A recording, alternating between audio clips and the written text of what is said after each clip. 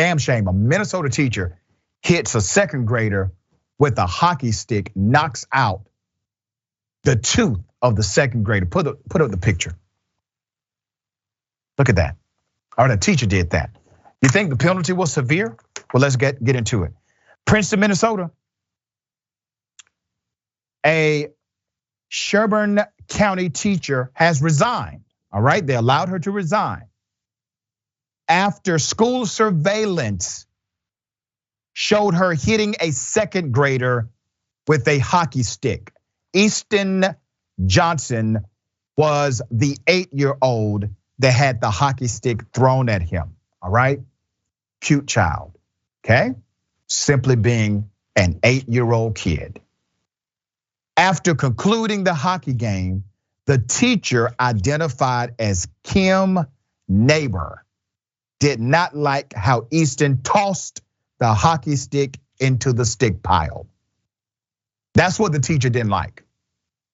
The teacher then grabbed the stick and throws it at the 8-year-old's face, knocking out his tooth.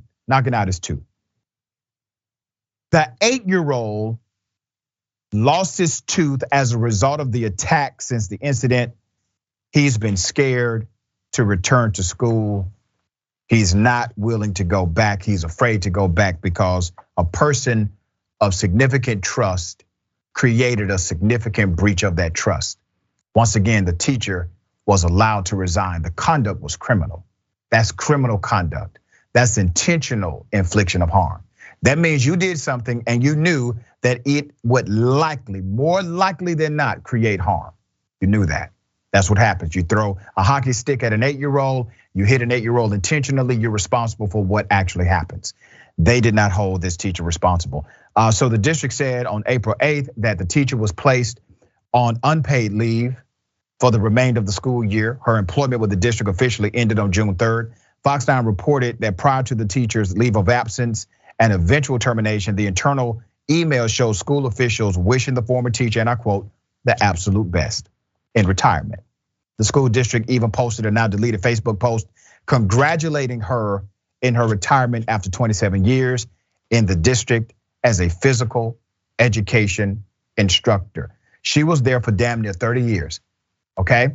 She ends up violating the trust, committing a physical harm to an 8-year-old child, engaging in child abuse at the school facility, and those in the school are not outraged. They are telling her, you are great, giving her congratulations for retirement. She's allowed to retire. She should have been walked out of that damn school with handcuffs.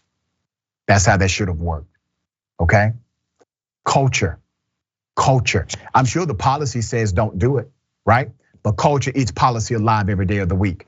There are laws that say don't do this. Those laws apply to teachers too. Culture eats policy alive every day. At some point, you have to stand up for the students and become advocates for these little ones. That's why you are there in such a trusted position. All right, A.B., thoughts on this case? Yeah, so let's be honest. If someone saw me pop my son in the mouth today, right, just because he was talking back or something, I'd be the first person in handcuffs. All right, not only is this an assault, a battery, child abuse, right? But you also put those other kids who saw you do this in jeopardy and in harm's way. So for you to walk out freely, just now you get to live on your lifelong vacation, that is extremely out of pocket. There needs to be some sort of criminal charges filed against her. Hopefully the family files some sort of tort case against her as well, because you cannot do that. That child is gonna be damaged for a very long time. You physically assaulted him. Yeah. Because you didn't like how a child tossed their toy. I have a 4-year-old son. Boys are like that. Toss the toy and get on. That is not an excuse. When something happens like that with a child, you let them know, hey, little Johnny, I don't like how you did that. Come get this toy, put it away properly like everybody else did. You have 30 years of experience. You knew to do that. You made a choice. Your choice was to hit that child. So you should be in jail right now, period. Yeah, absolutely. And I've been a school teacher in K through 12 education. And here's the reality. You have 3 main obligations. Number 1, the physical safety of the child. Number 2, the educational direction of the child, and number 3, the social development of the child.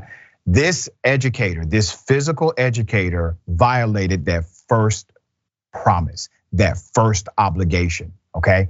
Now, I don't believe this was the first time this teacher did something like this. I don't believe that. No way in the hell this was the first time this has happened, okay? No way. All right, we'll continue to follow it because I do think the family should file a report, a tort, and get some of the official records public, make them public and see if there's a history.